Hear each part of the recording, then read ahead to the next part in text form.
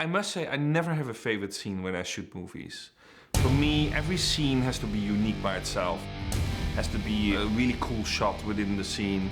Has to be driven, has to tell the story. That's right, Nick, I'm watching you. From this moment on, everything you do. It's this technological masterpiece that has been set up in the catacombs of some unspecified urban setting. He's got eyes everywhere in the city. He can monitor your cell phone. He can change traffic lights. It really is ground zero for cutting-edge technology. You didn't really think it was going to be that easy, did you? We are in Heller's Lair. Heller's Lair is in the basement of Riverview. In Vancouver, there's this beautiful place. It's called Riverview. And Riverview is this very old, creepy kind of mental hospital. This location was chosen just because of its dirty, gritty, underground kind of feel. And you go up to the 4th floor and you walk around and you see these sections of rooms with these tiny walls around them where you knew children's beds were, and it just is uncomfortable. You feel the seizing in your chest.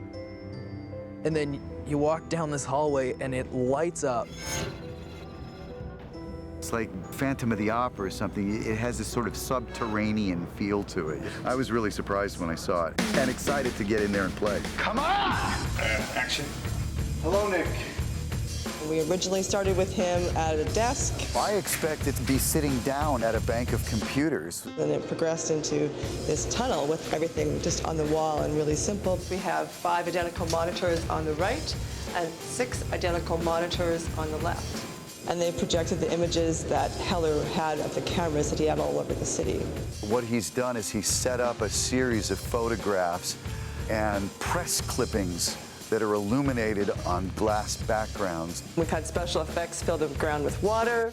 It feels like one big mirror where he walks through it. We've had the paint department put a gloss paint on the walls to make it look more wet. It was a beautiful location.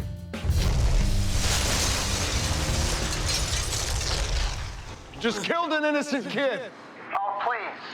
Can we agree to disagree on that point? When we shot it, it really was just me. There's no other player. The player is me, the monitors, and these little characters, the photographs of them that float around. So it is a weirdly isolated setting. Yeah, and it feels like you're in it, so it's good. Okay, good.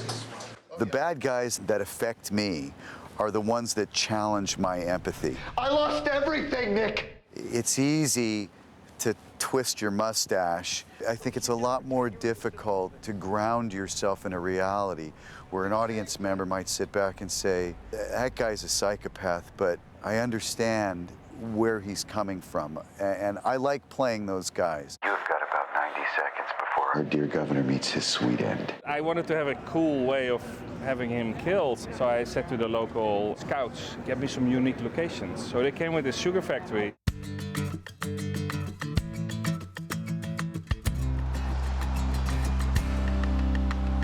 We're at the Rogers Sugar Refinery. It's in Vancouver, British Columbia. It is a real sugar refinery. It was found in 1890. The main location is Guatemala. That's where we've been buying most of our sugar from. We're standing on top of the pan house, which is where we actually boil sugar and take it back into a crystalline state. It takes about 7 to 10 days to offload the sugar from the ship on a series of conveyor systems to raw sugar shed number 1, which is where the governor is being slowly killed. When I look behind me and I see a mountain of sugar, I really don't know what to expect. I'm sitting here in anticipation. It's freaky. It's really, really huge. It looks like some kind of mountain. I don't even know how big it is, but it's massive. There's 24,000 tons of sugar in the raw sugar shed.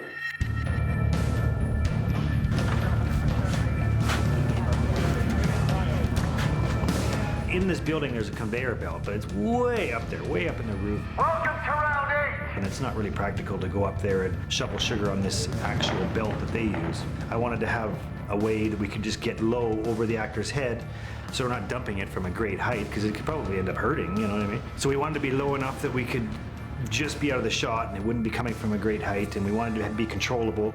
We got a big SkyTrack lift, which is like a giant forklift, and we rented a material handling conveyor belt, and we built a deck and we mounted it to this forklift thing, and we were up there shoveling. Action! And the reason that it looked good is because it was real. Like we were actually just dumping sugar all over this guy. And he was pretty tolerant because it wasn't very nice. It's a good bit of pressure. Yeah. You know, it actually does feel like being buried alive. Nick, come on, please! We buried the actor totally at first, and he was cool for a couple hours, but then it was starting to get to him, so we changed it up. We rigged a barrel around him, just had all the sugar around him build up so that it did not actually start any pressure whatsoever on his body. Sebastian, there's 30 of us all looking at you. We're gonna take you out, no problem. Action! Hold on! Hold on! Dad! Dad, come on! Make sure he can breathe. It felt how it looks. Icky. Kind of icky. Not very much fun. But of course, that's what's going on in the movie, so there's no acting involved.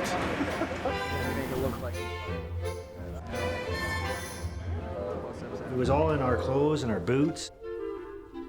Everything sticks. It was raining that night too, so there's puddles everywhere, and you know, it was just a big sticky mess, really.